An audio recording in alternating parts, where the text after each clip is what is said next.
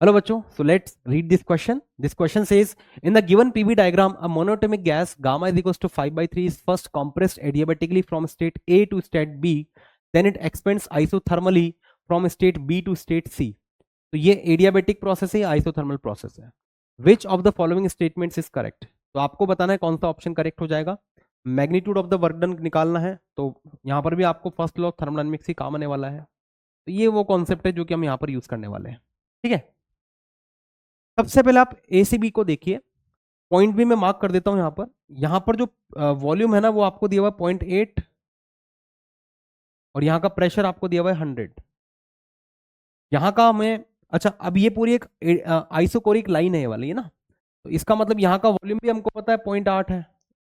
यहाँ का प्रेशर हमको नहीं पता है, तो मान लेते हैं यहाँ का प्रेशर है पीसी. यहाँ का प्रेशर हमको पता है लेकिन यहाँ का वॉल्यूम हमको नहीं पता है, तो यहाँ के वॉल्यूम को वी बी बोल देते हैं और यहाँ का प्रेशर की वैल्यू है 300 के बराबर. ठीक है, अब ये चूंकि एक एडियाबेटिक प्रोसेस है और ये वाला एक आइसोथर्मल प्रोसेस है, तो मैं एडियाबेटिक प्रोसेस में देखता हूं कि यार यहां पर मुझे ये दोनों पता है, यहां पर ये पता है, तो ए और बी के बीच में अगर मैं एडियाबेटिक का इक्वेशन लगा देता हूं, पीवी की power gamma is equal to constant, तो मुझे क्या मिलता है, पी ए वी ए की power gamma is equal to P B V B की पावर गामा. पी ए की वैल्यू हमको गिवन है 100 है, 100 वॉल्यूम भी गिवन है 0.8, इसकी पावर गामा का मतलब हो गया कितना, गामा कितना है गामा का 5/3 है, इज इक्वल टू पीबी. वहां का प्रेशर भी हमें दिया हुआ शायद 100 है, 100 या 30 है, कितना यार 300 है सॉरी, ये किलो में है भैया, किलो पास्कल में है. ठीक है, और वीबी की पावर गामा मतलब कि 5/3, इससे 3 टाइम्स कैंसिल आउट हो जाएगा, तो वीबी की पावर 5/3 कितना हो जाएगा, ये हो जाएगा 0.8 की पावर 5/3 डिवाइडेड बाई 3. दोनों तरफ 3/5 पावर लगा दीजिए, थोड़ी सी मैथ्स यूज कर लेते हैं, तो ये हो जाएगा 1/3 की पावर 3/5, ये बन जाएगा.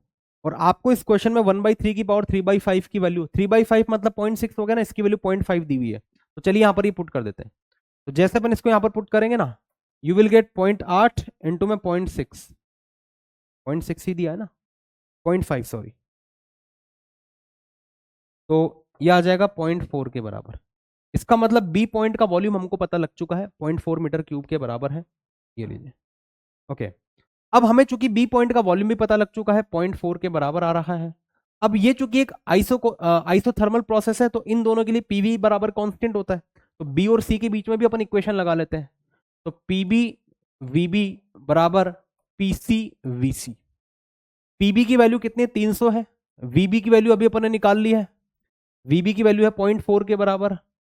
पीसी कितना दिया हुआ है देख लेते हैं एक बार, पीसी हमें निकालना है और पीसी वीसी की वैल्यू 0.8 है, तो पीसी हमें निकालना है और वीसी की वैल्यू 0.8 है, इससे 2 टाइम्स कट जाएगा और ये 150 टाइम्स कट जाएगा, तो पीसी की वैल्यू भी आ चुकी है 150 किलो पास्कल के बराबर है, ये लीजिए.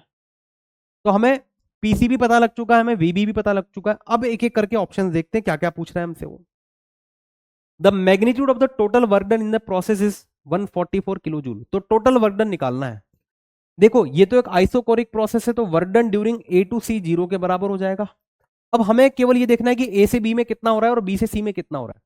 याद करिए बच्चों, एक एडियाबेटिक प्रोसेस का वर्क डन कितना होता है, work done during A to B, तो ए से बी तक का वर्क डन हो जाएगा P1 V1 minus P2 V2 divided by gamma -1.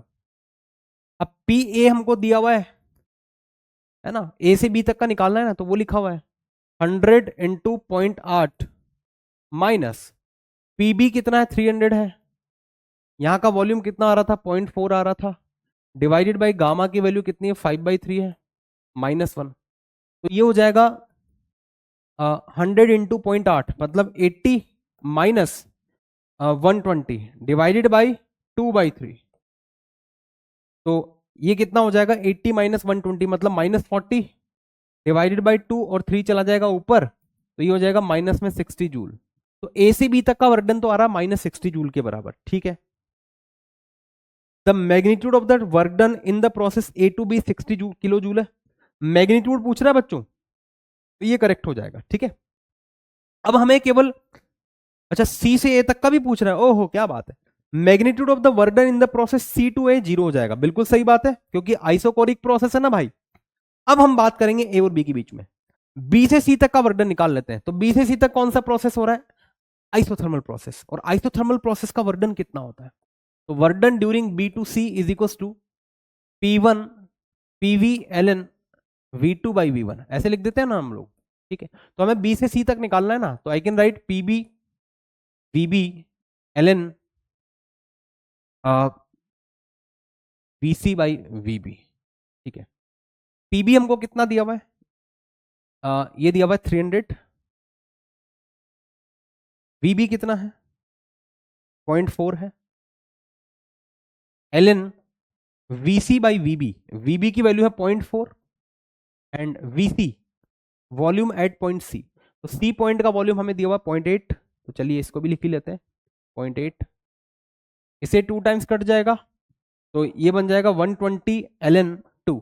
और ln2 का वैल्यू हमको क्वेश्चन में दिया हुआ है, हमें अलग से निकालने की जरूरत नहीं है, 0.7 दिया हुआ है। तो चलिए यहाँ पर पुट कर देते हैं 0.7, तो 120 इंटू में 0.7, तो ये आ जाना चाहिए 84 किलो जूल के बराबर। ये लीजिए आ गया। अब ये बी से सी तक का वर्क डन आ रहा है। The magnitude of the work done in the process B to C 84 kilo joule, बिल्कुल ठीक है। अब ये टोटल वर्क डन पूछ रहा है पूरे साइकिल में, तो पूरे साइकिल का वर्क डन अपन कैसे निकालेंगे, तो पूरे साइकिल का वर्क डन हो जाएगा ए टू बी का work done plus B to C का work done plus C to A का वर्क डन। अब ए से बी तक का अभी हमने निकाला था -60 आ रहा था, यहाँ पर +84 और यहाँ पर 0। After solving you will get 24 kilo joule and given कितना है 144 किलो जूल है, तो ये ऑप्शन गलत हो जाएगा।